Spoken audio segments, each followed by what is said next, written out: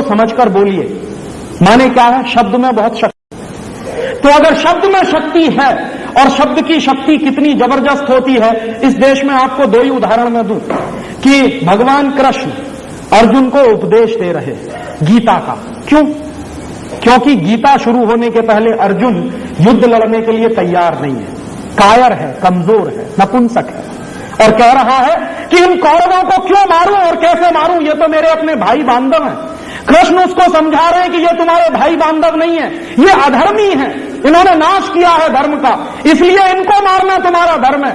लेकिन अर्जुन हिम्मत नहीं कर रहा है, बाण नहीं चल रहा है उस पर। तो कृष्ण ने सुनाई है उसको गीता।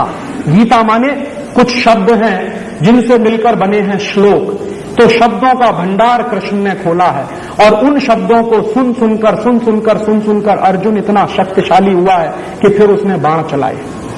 माने शब्द से आदमी बदल जाता है। दूसरा एक उदाहरण दूं कि हिंदुस्तान में आपने तमाम राजाओं के बारे में सुना होगा जिनकी सेनाएं हार रही हैं, भाग रही हैं। राजाओं ने ललकारना शुरू कर दिया, भागती हुई सेनाएं रुक गई हैं, और फिर जीता है युद्ध। ऐसे एक नहीं सैकड़ों उदाहरण है हिंदुस्तान में। तो शब्द हैं जिनको आप इस्तेमाल करना अगर सीख जाएं तो हिंदुस्तान में बड़े बड़े परिवर्तन हो जाते हैं, और सिर्फ हिंदुस्तान ही नहीं, दुनिया में बड़े बड़े परिवर्तन हो जाते हैं। फ्रांस में क्रांति हुई थी। फ्रांस की क्रांति हुई थी 3 शब्दों के आधार पर, इक्वालिटी, फ्रेटर्निटी। ये जो इक्वालिटी और फ्रेटर्निटी क्या है, ये 2 शब्द हैं। इन्हीं दोनों शब्दों ने पूरे फ्रांस की व्यवस्था को बदल दिया था।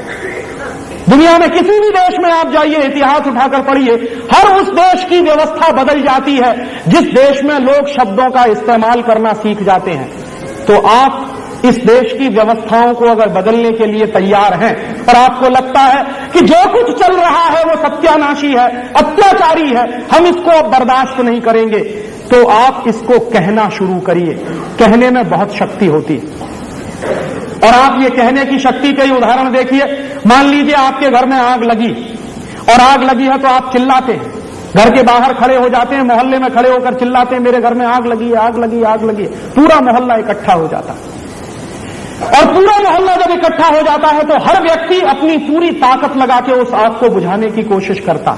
किसी के पास बाल्टी होती है, बाल्टी से पानी डालता, किसी के पास लोटा होता है, वो लोटे से पानी डालता, किसी के पास कुछ नहीं होता तो पूरे गांव में घूम घूम कर चिल्लाता है कि आग लगी है, आग लगी, आग लगी है। आज हमारे देश में वही अंग्रेजियत की आग लगी है। हमको ये चिल्लाना शुरू करना पड़ेगा, कम से कम इसको चिल्लाना शुरू करिए, और इसके चिल्लाने में बहुत शक्ति निकलेगी। आप कहना शुरू करिए कि ये अंग्रेजियत की व्यवस्था क्यों चल रही है 50 साल से। एक साधारण सा वाक्य बोलना शुरू कर दीजिए अपने जीवन में। हर एक दूसरे से पूछिए कि 50 साल से अंग्रेजों की व्यवस्था क्यों चल रही है, 250 साल पुराने कानून क्यों चल रहे हैं, वही कानून क्यों चल रहे हैं जो अंग्रेजों ने बनाए थे। ये बातें जब घूमने लगेंगी पूरे भारतीय परिवेश में, तो इन बातों में से शक्ति पैदा होगी, और वही शक्ति व्यवस्था परिवर्तन के काम में आएगी। लेकिन व्यवस्था परिवर्तन तब होता है जब आदमी अपना परिवर्तन पहले करे। शब्द में शक्ति तब पैदा होती है कि जिस शब्द को आप बोल रहे हैं उसका आचरण आपके जीवन में है कि नहीं है। अगर आप अपने जीवन में आचरण नहीं करते और वो शब्द बोलेंगे तो आप हो जाएंगे हिप्पोक्रेट, जैसे आज के नेता हैं। वो जो कुछ बोलते हैं वही अपने जीवन में कभी धारण नहीं करते। तो चूंकि वो जीवन में धारण नहीं करते, इसलिए उसमें कोई शक्ति नहीं है। तो आप अगर शब्दों को बोलना शुरू कर रहे हैं तो पहले अपने जीवन में धारण करिए।